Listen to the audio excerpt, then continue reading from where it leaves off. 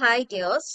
ഇന്ന് നടന്ന അതായത് 19/1/2025 നടന്ന കേട്ടറ്റ് 3 എക്സാമിന്റെ ഫിസിക്കൽ സയൻസ് ക്വസ്റ്റ്യൻ പേപ്പർ ആണ് ഞാൻ ഇന്ന് ഡിസ്കസ് ചെയ്യാൻ പോകുന്നത്. First question, what is the unit of self inductance? നമുക്ക് എല്ലാവർക്കും അറിയാവുന്ന ആൻസർ ആണ്. സെൽഫ് ഇൻഡക്ടൻസിന്റെ യൂണിറ്റ് എന്താണ്? Henry. Second question, a ball of mass 50 gram has 800 joule of total energy at a height of 10 meter.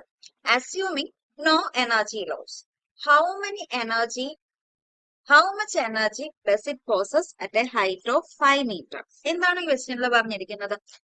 ഒരു ball, അതിന്റെ mass വന്നിട്ടുണ്ട് 500 gram ആണ്. ആ ബോള് ഒരു ഹൈറ്റിൽ നിന്നും താഴത്തേക്ക് എറിയുവാണ്. അതായത് ഒരു ഫ്രീലി ഫോളിംഗ് ബോഡിയാണ്. നമ്മൾ ഫ്രീലി ഫോളിംഗ് ബോഡിയുടെ മോഷൻ ആണ് നമ്മളിവിടെ കൺസിഡർ ചെയ്യുന്നത്. അപ്പം അതൊരു 10 മീറ്റർ ഹൈറ്റിലായിരുന്നപ്പോൾ അതിന് എക്സ്പീരിയൻസ് ചെയ്യുന്ന ടോട്ടൽ എനർജി എന്ന് പറയുന്നത് 800 ജൂൾ ആണ്. 10 മീറ്റർ. അങ്ങനെയാണെങ്കിൽ 5 മീറ്ററിലോട്ട് എത്തുമ്പോൾ അതിന് എക്സ്പീരിയൻസ് ചെയ്യുന്ന ടോട്ടൽ എനർജി എത്രയാണെന്നാണ് ചോദിച്ചത്.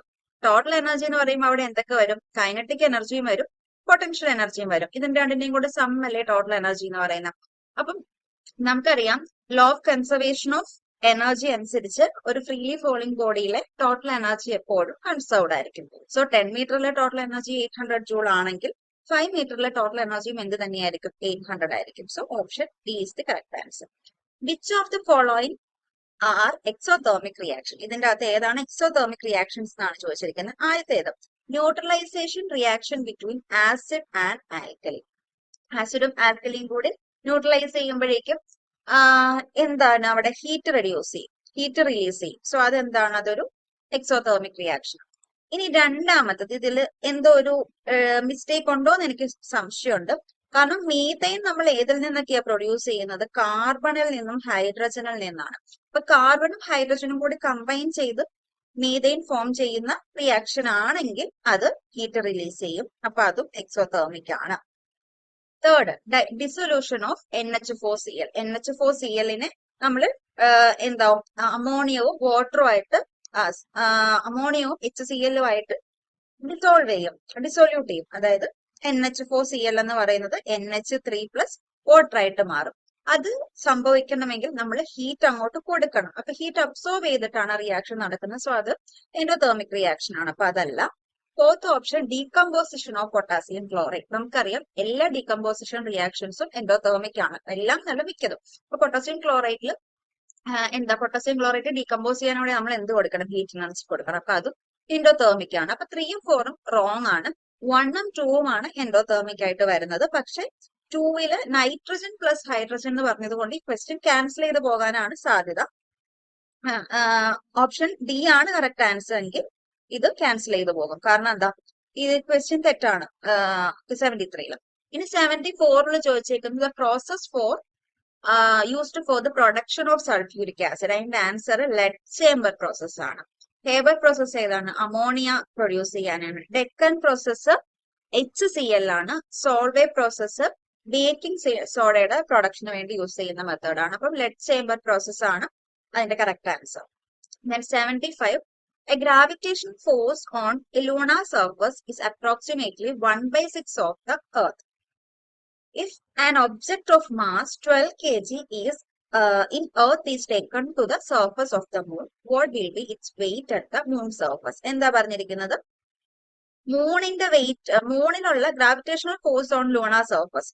ഗ്രാവിറ്റേഷണൽ ഫോഴ്സ് എന്ന് പറയുമ്പോഴേക്കും എന്ത് തന്നെയാണ്? ഗ്രാവിറ്റേഷണൽ ഫോഴ്സിന്റെ എമൗണ്ടിനെയാണ് നമ്മൾ എത്രമാത്രം ഫോഴ്സ് എക്സേർട്ട് ചെയ്യുന്നു എന്നുള്ളതാണ് വെയിറ്റ് എന്ന് പറയുന്നത്. അപ്പം gravitational force on the lunar സർഫസിനെ എനിക്ക് WM എന്ന് എഴുതാം. Is 1/, the gravitational force on Earth. അതായത് WM equal to 1/6 of WE. നിങ്ങൾക്ക് ഓൾറെഡി അറിയാവുന്ന റിലേഷൻ ആണ് അല്ലെ?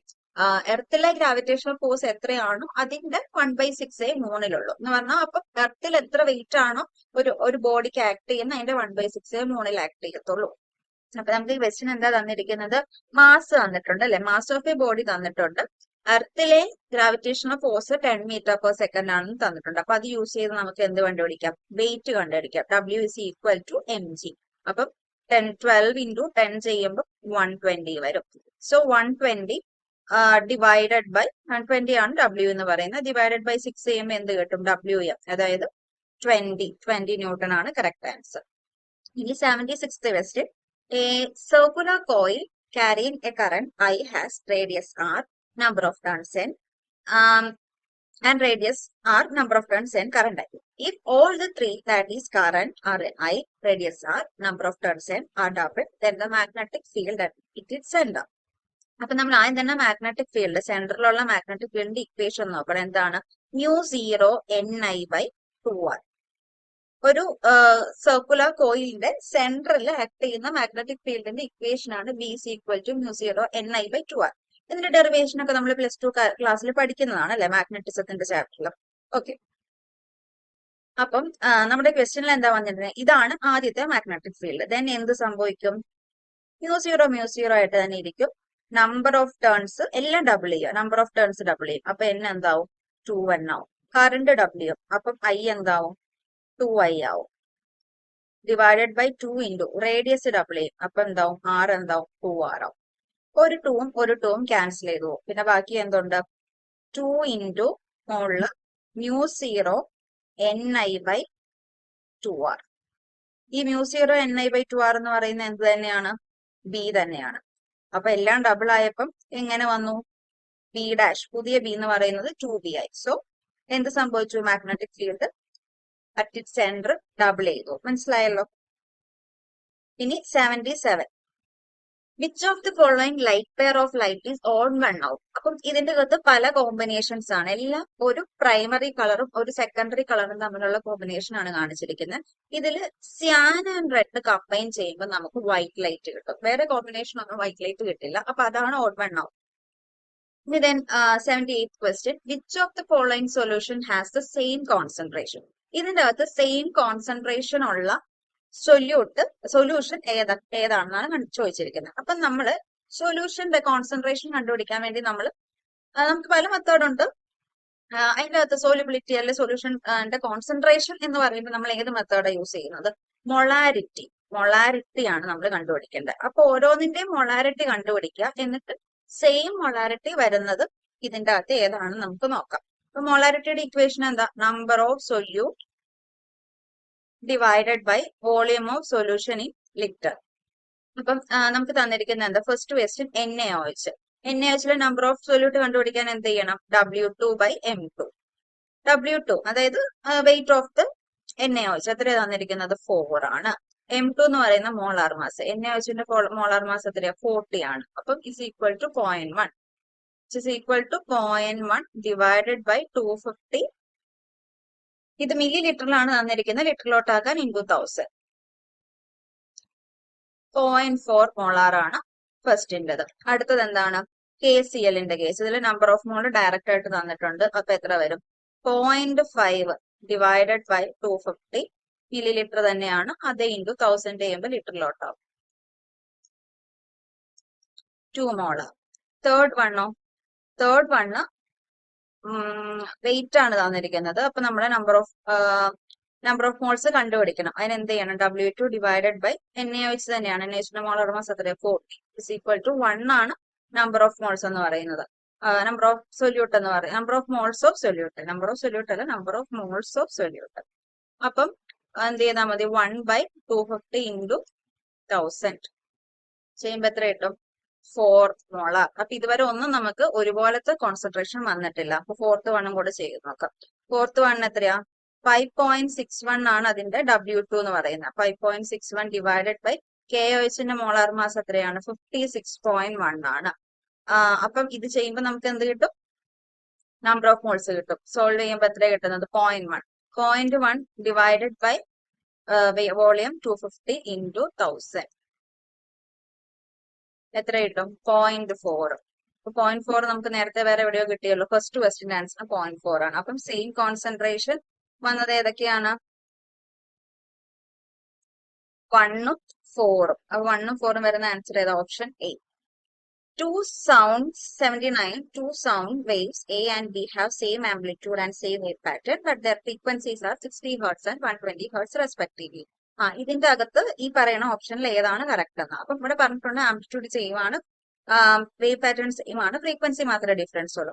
അപ്പൊ ഈ ക്വാളിറ്റിയും ലൗഡ്നെസ്സും ഒക്കെ എന്തിനെ ഡിപ്പെൻഡ് ചെയ്യുന്ന, ആംപ്ലിറ്റ്യൂഡിനെ ഡിപ്പെൻഡ് ചെയ്യുന്ന. സോ അത് രണ്ടും ചേഞ്ച് ചെയ്യത്തില്ല, കാരണം ആംപ്ലിറ്റ്യൂഡ് സെയിം ആണെന്ന് പറഞ്ഞിട്ടുണ്ട്. ക്വസ്റ്റ്യനിൽ എന്താ പറഞ്ഞിരിക്കുന്നത്, ഫ്രീക്വൻസി വേരി ചെയ്യും. അപ്പൊ ഫ്രീക്വൻസി കൂടുന്നതനുസരിച്ച് ഷ്രിൽനെസ്സിന് എന്ത് സംഭവിക്കും? ഷ്രിൽനെസ് എന്ന് പറഞ്ഞു കഴിഞ്ഞാൽ ഹൈ പിച്ച് വോയിസിനെയാണ് പറയുന്നത്. ഹൈ പിച്ച് വരുമ്പോൾ ഫ്രീക്വൻസി കൂടുമ്പോഴാണ് പിച്ച് കൂടുന്നത്, ഷ്രിൽനെസ് കൂടുന്നത്. അപ്പം ഇവിടെ ഷ്രിൽനെസ് കൂടുതൽ ഏതിനാണ്? ബിക്കാണ്. 120 അല്ലേ, ഇപ്പൊ ബിക്കാണ് ഷ്രിൽനെസ് കൂടുതൽ, സിക്ക് ഷ്രിൽനെസ് കുറവായിരിക്കും, ലോ പിച്ച് ആയിരിക്കും. അതിനെയാണ് എന്ന് പറയുന്നത് ഗ്രേവ്. അപ്പൊ ആൻസർ ഏതാ വരുന്നത്? A will be grave and B will be shrill. B ആണ് 120, എ ആണ് 60°. ഓക്കെ. ഇനി 18th question. An object of mass 8.5 kilogram is kept on a level surface. On applying the force of 60 Newton, the object moves 12 meter in direction of the force. Calculate the quantity of work done. Work done ആണ് കണ്ടുപിടിക്കേണ്ട. Equation എന്താണ്? F dot S അല്ലെങ്കിൽ force into displacement. ഇവിടെ same ഡയറക്ഷനിലാണ്, അപ്പൊ cos theta 1 വരും. നമ്മൾ അതിനെ കുറിച്ചൊന്നും ചിന്തിക്കേണ്ട. F into S. കോസ് 0 ഇവിടെ കോസ് തീറ്റ 0 ആണ്, കോസ് 0 1 വന്നതുകൊണ്ടാണ് എഫ് എസ് വന്നത്. ഫോഴ്സ് എത്രയാ? 60 ന്യൂട്ടൺ. ഡിസ്പ്ലേസ്മെന്റ് എത്രയാ? 12 ഈക്വൽ ടു 722. നമ്മളെ വെറുതെ പറ്റിക്കാൻ വേണ്ടി ഒരു മാസ് ഇട്ട് തന്നിട്ടുണ്ട്, നമുക്ക് ആവശ്യമേ ഇല്ല. ഓപ്ഷൻ ബി ആണ് കറക്റ്റ് ആൻസർ. ബാക്കി ക്വസ്റ്റ്യൻ അടുത്ത വീഡിയോ ആയിട്ട് ഡിസ്കസ് ചെയ്യാം. Thank you.